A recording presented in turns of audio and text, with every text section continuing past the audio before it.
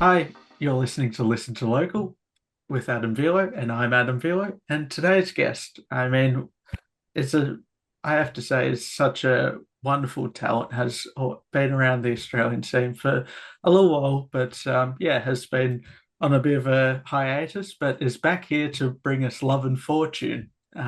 You've probably seen her perform either at a festival or, yeah, obviously heard her on Triple J and other platforms. So, welcome to the show, Stella Donnelly. It's a pleasure to have you here. Thanks. It's so lovely to be here, Adam. Thank you so much for having me. No worries. Yeah, it's obviously been about 3 years since you last released any original work under your name. As yeah, you did make the decision to step back from music itself a little while to reevaluate your love of it. So, how does it feel to be, back releasing it again? It's exciting, it's scary, it's like, it's all of the things. It Yeah, depends on what time of day you ask. If I've eaten breakfast, yeah. then it feels great. If I haven't eaten breakfast yet, then it's very scary. Breakfast is a very important skill as a songwriter. You heard it here first. Absolutely. Number one. Yeah. But yeah, obviously, your earlier work, you were more writing uh, back in around places related to your original hometown of more Fremantle. But like here, you filmed and produced a lot of your work more in Melbourne itself. So how has shifting from your original home state to Nam influenced your writing in general? Oh, that's a great question. I guess I it took me a while to write Mm. here in Melbourne, I guess. Yep. Yeah, it took me a while to kind of make it feel at home enough to get to that place where I had enough space and Mm. time and boredom and familiarity to want to write music. I think when I first moved here, I was just so excited to be here. There was so much happening, so many places to go, and so many new people to meet that I think music took a back. Creativity was kind of maybe I was just building it up or something, but yeah, Yeah. it was less apparent. So now it feels very much at home. I've been here for about 5 years Mm. on and off, but I think like officially 3 years. Yeah, Yeah. Yeah. It would have been an interesting time to start off with during the lockdowns back in 2020, and then yeah. yeah, for sure. But I did notice one thing before we get into the nitty-gritties. Your previous album was Flood. Singularly, your lead love and fortune is called Baths, and the cover takes inspiration from a whirlpool. What is Stella Donnelly's obsession with bodies of water? I've got no idea. And I think, yeah, I think I'm not even like, I don't even lean that far into like star signs, but I'm not even a water sign. So I don't Yeah. know where it's come from. So yeah, I guess I use it a lot to describe how I'm feeling, Yeah. I guess. It's a very easy metaphor. It's very, yeah. So I think maybe I just lean on it far too much as we've seen. I mean, it's a really great metaphor, obviously, to describe the fluidity of life and going through it. Yeah, and obviously, it's such a natural occurrence as well. Um, but yeah, something I find surprising about this album is that there's not one, not two, but three songs on this album that are all under 2 minutes. But they also some of your most honest performances too. What draws you to making shorter yet impactful songs that they're all I think ADHD. Um, I think, uh, I'm like, this is all it needs to be, move on, Yep. kind of Yep. thing. I'm really, really jealous and in admiration of my partner's band, Rolling Blackouts. Yep. They are so good at sitting in a song and letting it build and build, Yep. and you kind of get swept up in that. And when you watch it live, you just want it to go forever, and it's very Yep. meditative. I'd love to one day get to that point where I can just sit in a song and be happy with it. But I'm so quick to be like, okay, next, what's happening? Yeah. So I think that's probably the main reason. Yeah. Um, and I think also there's a certain thing of like, especially with bards and stuff, where, you know, certain topics and emotions, I don't want to sit in those for too long, or I don't want to Mm. force the listener to sit in them for too long. So it's almost like a protective thing as well, maybe. Yeah, and the fact that they also, so stripped back and focused on you as the listener, focusing on your vocals and your honest pleading and lyricism. Obviously, the intensity to focus on that. It's a perfect balance to be able to. Yeah, obviously these are all less than 2 minutes, but at the same time they feel significantly longer because you just get involved in it just with you. So yeah, I genuinely appreciate that. Oh, Um, thank you. one of those songs though was Baths, which we referenced earlier, and you filmed the music video of it though in the middle of winter in Melbourne. So how did that go? So yeah, I had this idea of like walking down a jetty and jumping in to cold water in winter, from being very rugged up to being very vulnerable in my Yeah, bathers, and then coming up and singing the last verse of the song. yeah, So first day we went, we left it at 5 o'clock in the morning to catch the sunrise, and we got there, and the water was about maybe 30 centimeters deep. We'd got the yeah. tides wrong. So I had to climb down the ladder, lay Oh, on my no. back, and climb up. And it just looked terrible in the video. It didn't look like there was no conviction to my Yeah, performance. So we went back again, yeah, and we got there, and the tide was so high and there was a giant storm that the jetty was underwater, and it looked so scary, so I couldn't yeah, go in then either. So yeah, third time lucky, we went down on a Sunday afternoon.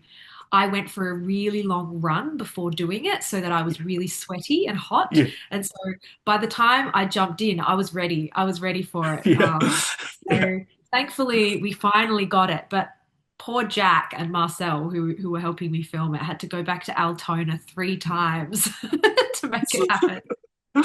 I mean, that's the benefits you have of having the tight knit group that you've created, of course. And yeah, obviously, that's a thing you've carried through all your releases. How important is it to collaborate with people you know and trust with your stories? Oh, I just feel so lucky that the people I love are so talented. Yeah.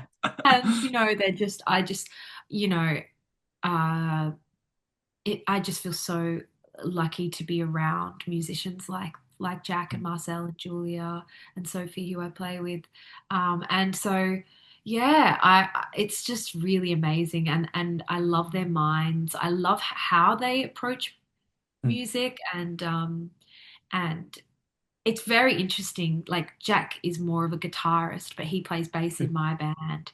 Yeah. And so that's always really cool as well. He brings a really cool approach to playing bass. Yeah. Um, yeah, it's just like, I mean, when you're in a touring band, like 5% of what you do is the gig, Mm. and 95% is sitting in a small room or a small vehicle or a small airplane or whatever, just sitting there. And so, you got to get the right dynamic, you got to get the right people, and yeah, we laugh a lot.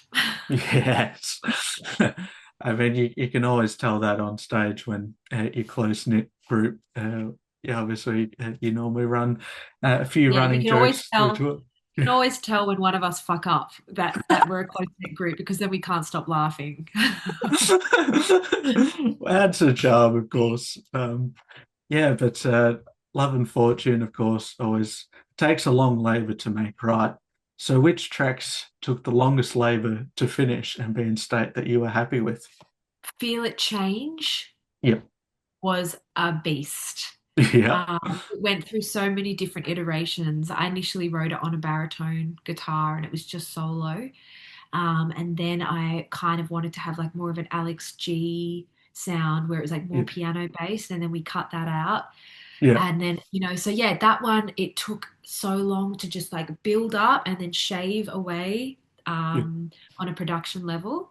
The song itself was very quick to write, Yeah. but the producing of it was challenging. Yeah, well, that was the one that really felt it change throughout, I guess. Yeah, Yeah. absolutely. Changing on us every minute. And I mean, of course, you did mention touring, and that's another thing that you're doing for the first time in quite some time. Yeah, and, one of the things I noticed with your initiative is had tickets through Mob Ticks, which gave like free entry to the show for First Nations community. When did you partner with this, and why is it so special for you to have? Um, so it's always been something that's been important to me in acknowledging uh, the stolen land which we are Mm, living on. And as a white person living mm, in this country, as a colonizing person living here, um, I would feel pretty cheeky asking for money from mob to mm. see me play. And so yeah, I guess it's just as simple as that, really. No, for sure. It's admirable for people that are willing to do this, and yeah, obviously acknowledging that you're playing on the lands that they own, and yeah, it would be um, yeah, actually Yeah, benefiting off otherwise. exactly. Yeah, uh, I am very excited for this tour, though. You're obviously traveling through national dates as well as the UK, which Jack beautifully described in Instagram reel with the UK portion. um, because it's been a while, do you feel like a risk of feeling rusty in the first few shows, or are you comfortable where you are at already? Oh, I feel that's probably the thing that, how like if you get up to go to the toilet in the middle of the night and then you go back to bed and you try and go back to sleep and then Yeah, a thought comes up, yeah, that is my biggest thought yeah. is that am I, and I'm not worried about the band at all, but what's the first show going to be like for me? Am I just going to be in my head the whole time? So yeah, I'm really nervous about that. Yeah. I'm really nervous about that. And I hope that I sort it out before we play. We're Well, doing I mean, Sydney first, so poor Sydney people will have to, they'll cop it. well, let's just hope that it's like riding a bike for you. I hope so too. I Yeah. hope so too. But yeah, I haven't addressed this to this point yet. But I mean, I am obviously there is a small conflict of interest because in the last few months, you've been a teacher of mine, songwriting at Wild at Heart. Like, tell us about how that came up. Oh, so I performed my song in a with a choir called One Yeah, More Chorus in yeah, Brunswick. That's run by an amazing band called The Maze. yeah. And at that choir, in that choir was Phil, who Uh, runs as part of Wild at Heart. And yeah. so Phil approached me after the show and said, like, you should come down to Wild at Heart and see what it's about. And then I was gratefully I was asked to run some songwriting workshops and do Mm, some mentoring as part of that. And for those who don't know what Wild at Heart is, it's a community music space for musicians living with visible or invisible disabilities mm, or chronic mental illness. And it's a space for those people to come in and work with other musicians. And yeah, it's an amazing place. And I've mm, really, really enjoyed doing the songwriting workshops. And yeah, Adam, you being one of the participants, mm. you brought some amazing lyrics and energy to those workshops. So yeah, Yeah. we've had a few weeks off now, so I'm missing all the gang.